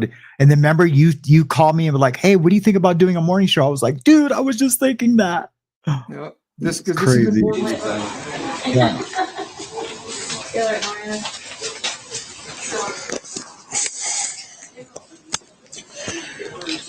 He was trying to shoplift alcohol from Walmart. Like I said, none of the medical personnel have mentioned alcohol. They're just checking his vitals. So Officer Ray then injects his opinion that he believes this man to be intoxicated. And his wife says he might have dementia. We believe him to be intoxicated. Wife says he also may have some dementia. What's your birthday, sir? I don't need anything. I understand, but you have to answer my questions to refuse. What's your birthday? There's nothing wrong with me. Sir, I need you to tell me your birthday. Nothing. Okay, then we're going to do the EKG on you if you can't answer my questions because I can't say you're medically clear to refuse. I don't understand to me why I'm off. Okay, well, we're going to do an EKG on you. She's going to put stickers on your chest. I'm going to set this bed up for you. So she probably thinks, he's probably drunk. That's why he's not swing your answering. legs up there for me. Lay back here. Lay back. Yep, put your back there and put your legs up here. There you go. Thank you. Yes, sir. We're going to lift up your shirt so we can put the stickers on it. There's just nothing about this guy that says drunk. Nothing. I know, man. He's already got discharged. Well, we got to put these stickers on it. He doesn't know what's going on. He doesn't know what's going on. Yep. Now Mr. Hardwick's wife arrives. Officer Ray then tells Godby that he's going to follow her and speak with her about what had transpired at Walmart. Sit still. I bet you it's all lies. I'm going to walk out and speak with her. I've already been over there. You gotta go through there. You can't go through there. I can't be with my husband. Not through these doors, hon. They gotta let you back there. Where? What is it? You can't come through these doors. You have to go through the other I'm one door. of the supervisors. I kind of fill you in a little bit what's going on. So we were at Walmart for an unrelated situation. I saw your pulled in. As we were leaving, one of the Walmart associates ran out to us, said, "Hey, can you help loss prevention with something real quick?" Asset protection. They're mystery shoppers, I guess, what people call them. So your husband was right there by the entrance. He had a cart with some groceries, some snacks, food, teas, and things like that. Milk and muffins, and this is normal routine of what he gets. And 2 cases of beer. And his beer. So they didn't feel comfortable serving him the beer for whatever reason. Because he can't understand words. So he's at customer service, so they take the beer and they walk it around back where they put all the returns. Why did he change the store? He thought they didn't sell to him behind the because he cash smelled like registers, alcohol. behind the back, right? Grabs the beer, starts to walk off. That's when loss prevention stops him. We get him to go back to customer service so we can try to figure out what's going on. Figure out that he shoplifted. So at that point, we take him into custody. He wasn't actually shoplifting. Surely. He didn't walk out the door with the beer. He just wanted to buy his beer. I guarantee you wasn't shoplifting. Listen to me. He walked behind a cash register where he's not supposed to be and was by the doors. Oh, he went to the doors? When loss prevention, so right there by the self-checkout, the main grocery entrance, not the pharmacy entrance, the main grocery entrance. When you walk in and make a left, like you're going to walk across the front of the store, there's a bench there. Yes, that's where he sits, waits for me. Yeah. It's right in front of where he checks the wheel. He doesn't check out there. Yeah. He just goes to a cashier because he can't understand. Right. So he was walking out past that bench when loss prevention stopped him. Surprise for me. This is what Sergeant Ray said.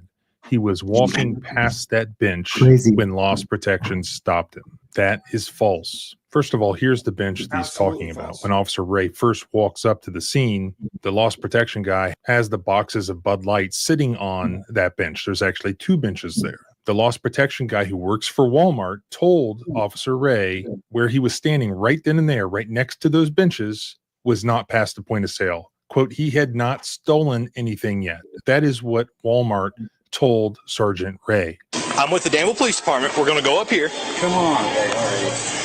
He's passed all points of sale. He hasn't passed any yet. He hasn't stolen anything, but he did walk in the back behind the customer service desk and grab these off the shelf. See, and he keeps Sounds like enough for shoplifting for me.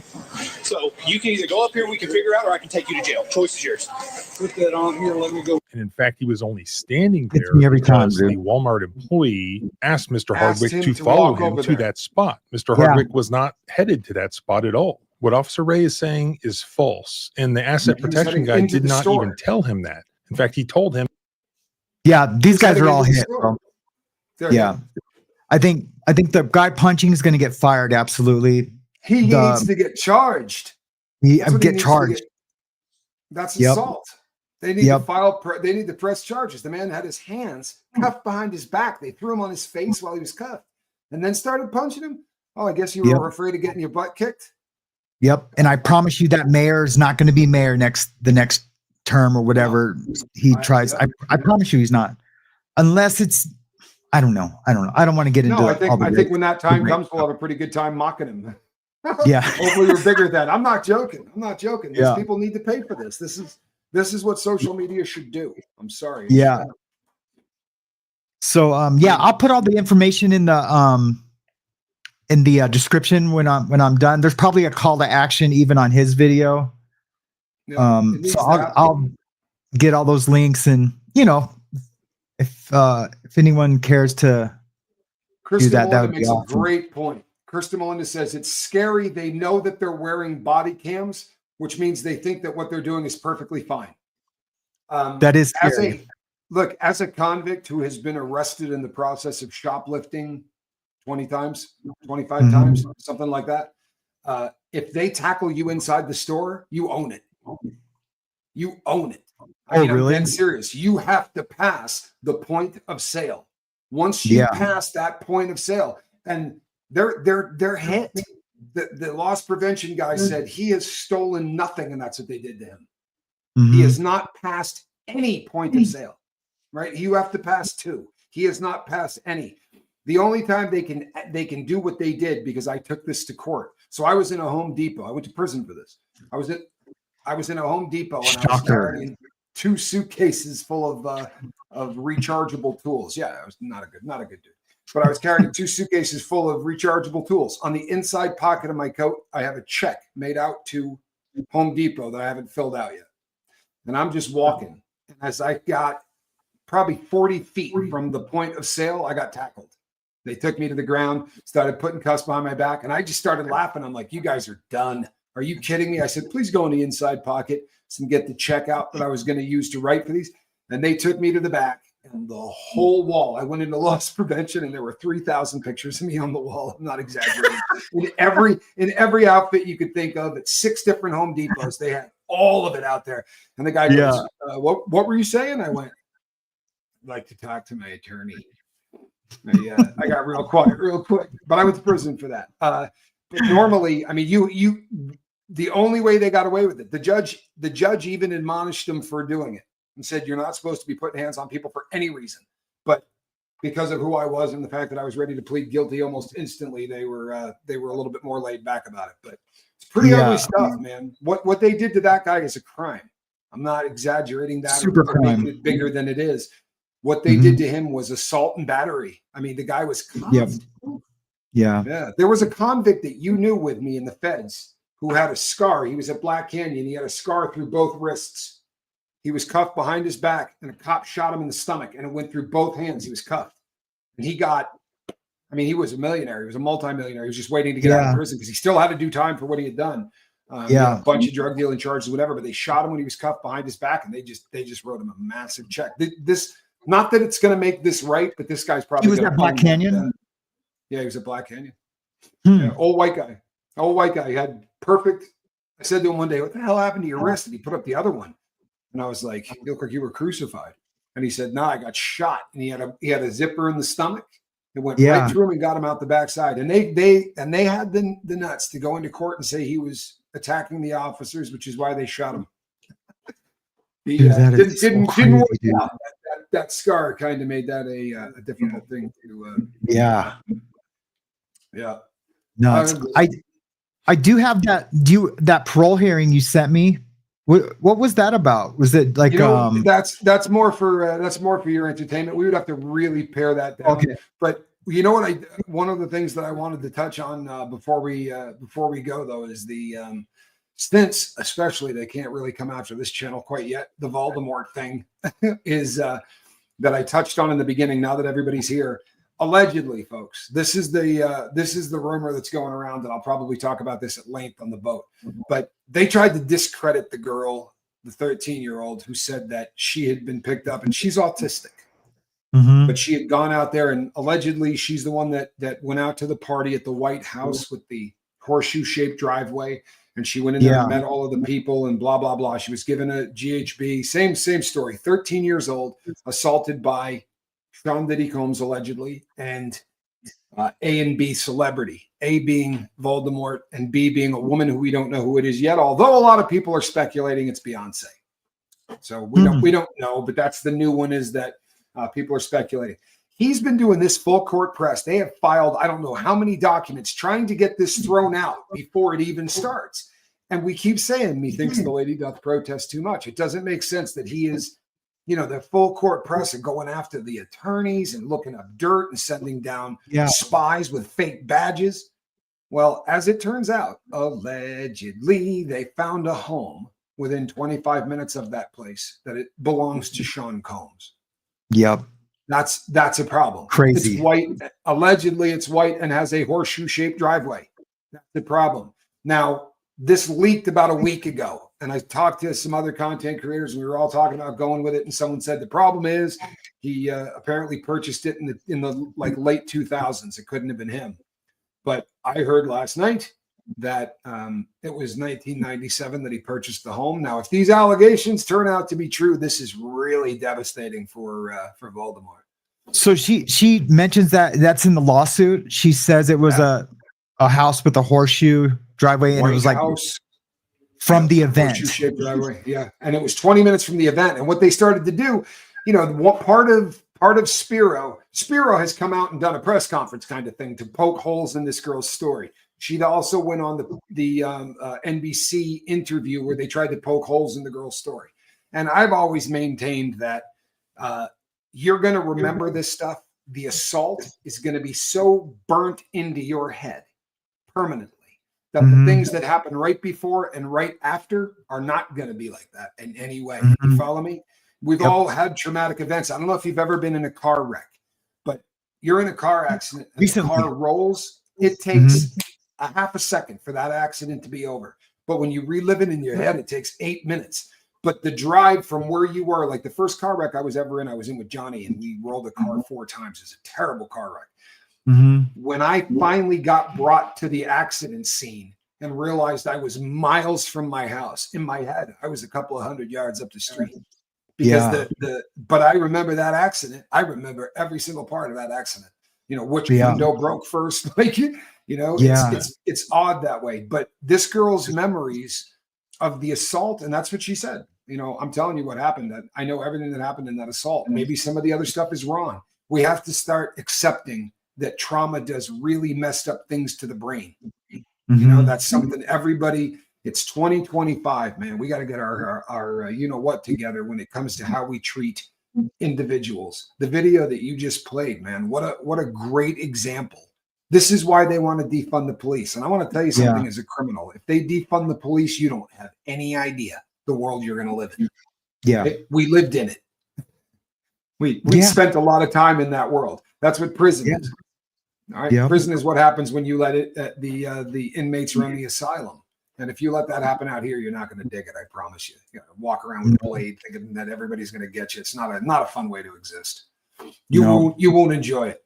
But what they need to do, and someone said it comes down to training. It comes down to training, right? I mean, how are you not going to train people on things like people who have dementia or people who have a limited capacity of learning? You know, you got to do better. How sad is it when you're in prison and you see somebody and you're like, this dude's got an 88 IQ. Like, there's no reason that this dude ought to be in prison. Or, you know, I met some people in there that made Forrest Gump look like, you know, he was really, really sharp. And you just think to yourself, I did a show about this a year ago, but there was a boy that was a man, but that was put to death in Alabama. And they still allow you to make a ridiculous list for your last meal if you want. And one of the things he wanted was a chocolate cake. And he hid it under the bed. And when the cop said to him, why is the cake under the bed? He said, because I'm going to eat it later tonight. Like, this dude didn't understand they were taking him off to kill him. If you don't understand that you're going to your execution, you probably don't deserve to be executed. Nope. Yeah.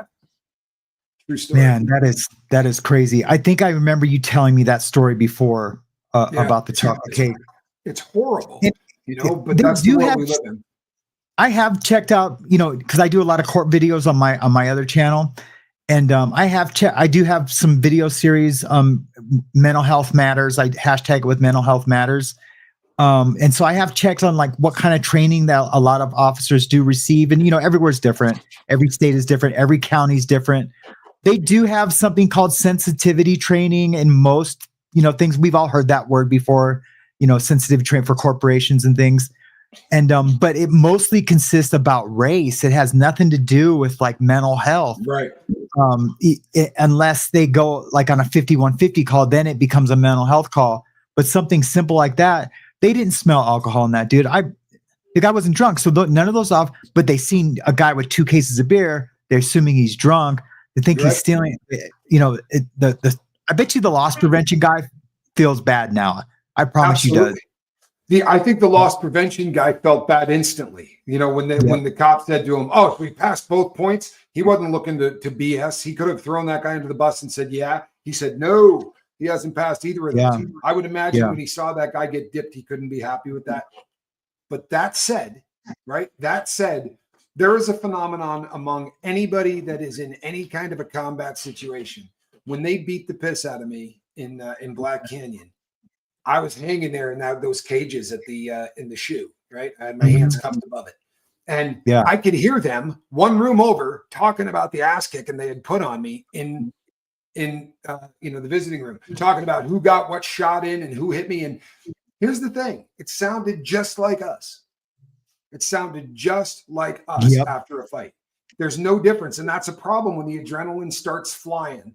Every single and we've talked about that. Wants to get a shot in. You know? Yeah, we've talked about that before, you and I, and on Night Yard, how the officers like they assimilate or whatever it is. Not assimilate? Is that? Am I using? No, that's good enough. Right? Yeah, they very much become Stockholm. They don't want to be called punks. They, you know, it's all they'll fight, and you know dude. I don't know. That's crazy. So at Sheridan, there were 2 cops standing in the day room, and Sheridan is set up very much like Black Canyon was, with all the weird levels and all of that. So they're standing on the TV level, the ground level, and they're squaring off and yelling at each other. And these 2 guys went into the office, right, and beat the crap out of each other. Well, it's the only place in the world. Prison is crazy, right? Because any other place, the whole world would have come out to watch. And they're in there kicking it. You can hear the doors swinging open. And everyone's just reading books remotely, not paying attention. But they beat the crap out of each other. And it was just, and afterwards they went about their business. It was very convict-like. It really was. I've seen it a few times. The first girl you had on today, when she said, "You got me feeling some kind of way." That's a big prison expression, folks. A big prison expression. Like if a guy comes up and says to you, "Hey man, you feeling some kind of way about that?" He's literally, it's getting ready to go down. You know. He's asking you if you want to go fight. Yep. When when people be like, they'd be like, "Hey, Casper, what's up?" I go, "What do you want to be up? What's up?" You know, I was always, when I was in a bad mood, I'd always say that. What do you want to be up? You know, just looking for a fight, man. And I'm not violent at all. You know, my first fight was in jail. You know, my the first guy at the SMU, and this was actually no joke. This was on a conversation that you and I had. But I got in there and I was probably 4 days in, and you're at a lockdown 24/7, right? It's just the worst. And he goes, "Hey man, I got a deck of cards if you want." I don't know what you heard, fool. I don't play games, right? Like spittle flying. Yeah. I don't know what you heard, bro. I don't play games. Yeah. Dude. I was pretty happy to have worked it in. The other one that I used to do all the time is when every time you hit a new facility, they come to the door, especially a lockdown unit, because you can't go see them. They come to the door and they say, how you doing? And they go down this checklist. Do you feel like hurting yourself? Right? No, I'm good. Do you feel like hurting anybody else? Well, you're starting to piss me off a little with all these stupid questions. And you got a door between you, so there's no way you could get in any trouble for it or anything. But I do that every time. I used to love that. Well, you're that's funny. All these stupid freaking questions. Yeah. But other than that, all right. SMG Infinity says feeling froggy. I've used that one. I've used that one with my significant other, actually. Yeah. But not like in a real, in a physical way. Just like, I mean, like, damn, you feeling froggy this morning? Like, she'll just be like on me. Did you pay this? Did you do this? You got to go do this. Like, damn, this dude's feeling froggy right now. So, man, this has been pretty cool, man. I hope everyone is like enjoying it. It's going to just keep getting better and better too. I promise, guys. It's going to evolve. I think, and maybe I think you're going to have a lot of people that agree. But I love the idea of using social media for good. I mean, take the time to go sign that petition. Take the time to bust the balls. It'll take you 4 minutes to call the mayor's office or to call the police department and go, "You're not going to fire that guy? Did you watch the video? Do you guys train people to handcuff somebody and then punch them 5 times or 6 times in the face while they're down? Because that doesn't make a lot of sense." Yeah. Super nuts. Disturbing stuff. It really is. Well, this was freaking great, man. This was great. Dude, I was so excited for it. And I think it was everything I wanted it to be. And because I just know it's going to get better. I am a little distracted with all the things. I'm a little distracted with all the things. All of this needs to be me, because it's the only thing I know how to do. I can run the chat part of this. Don't worry about that. That should have been, and I'll do it with my second computer, so it's touch screened and fast. And now we can have a cool. really good time. And then I'll handle all the media stuff. But you can shoot me stuff that you and I want the audience too to shoot us like, "Hey, I seen Anything this. You want us to cover? We can Absolutely. do it in real time. Just shoot it, put it in I'll do it in real time, grab it. I have literally 4 screens in front of me. So I can have a browser in each one. I can, do whatever we need to do. And I love the after the bars thing. It's really funny. I was telling somebody about this and they were like, "Oh, for people coming in late night?" And I go, "No, but I really dig that part of it. I like the people that are going to show up and be like, 'Oh, is this where we come when we're hammered?'" Kind of. Right? Yeah. So I do too. I'm so glad how that came about. Like, I made the in the about section of the channel, I kind of like describe where you and I are coming from after the bars, or after you quit drinking, or it's the recovery aspect of it. After the bars, it's the prison stuff out. I think it's awesome too, man. Love Mama Bear has played before. Huh? What's that? Love Mama Bear has played before. He says, so everybody's going to play this on repeat so that they can get monetized quickly. That's right. That's the nighttime. It's the nighttime shuffle. Oh man, that would be amazing. I didn't even think of that. Casper, when we did, now we really planned for it, because I made the stupid statement to Reese. I said, when we were doing Cults and Crims, I said, "Yeah, we'll monetize within a couple of weeks." She said, "I guarantee you I could get it monetized in a day." And I said, "Oh, I'll take that bet." This is not a person to bet with. Like, she got everybody we had 8,000 or 9,000 hours of watch time by the second day or third day we were up. Like, wow. She's just a freak. Yeah, Quib's. Wow. Quib's is a freak. But yeah, you watch how fast that happens. The word will get out. I haven't really built for it, because I wanted to get the first one in here and make sure we we had it, but I'm definitely going to be building for this, and I know my brother and everyone else will. So it's going to it'll take off quick. I'm cool. Love the idea of having the. It takes two really beautiful things together. I don't have any of those skills. I don't any of them, and it's great to be able to pull up these things and talk about them. You're gifted. It's a beautiful thing. Yeah, cool. Katrina Thanks, man. says, "I remember that. Yeah, I looked pretty bad. I remember that bet. I bet against you, Tommy. I remember that too. I remember you betting against me. It happened fast. It was crazy fast. It really was. What a beautiful kitty. I love cats, man. Man, I do too. I'm going to introduce everyone to my cat next week. Oh, and people. Oh, thank you, the nurse who love me. I appreciate that. And I've had a lot of emails about the ASMR. I promise you, it is coming up this week. You have my word. So we have them done. It's just a matter of getting everything over there, and with all of the Diddy stuff that has been breaking, and with us doing this. But I promise you, it's coming. So, well, stay tuned. How I gave you access to my thing, you should do that with me just as the editor. As soon as you show me how to do that, I will be happy to. Okay. I'll have to make you a screen record video. Yep. And if by some chance you guys have not hit subscribe to both channels, make sure that you do that, and be looking on the Lifeboat. I'll be going live probably within an hour or two. This was fun. Yeah, super fun. I like this. Sam, your daughter has to do a cameo on every episode, like a mascot or a channel signature. That would be awesome. She's a great little speaker. That wouldn't bother me at all.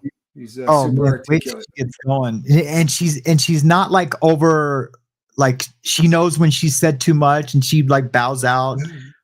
She's the shit, man. Yep. I want to do a YouTube channel with her, but I got a lot going on, and I am trying to retire from tattooing in the next few months.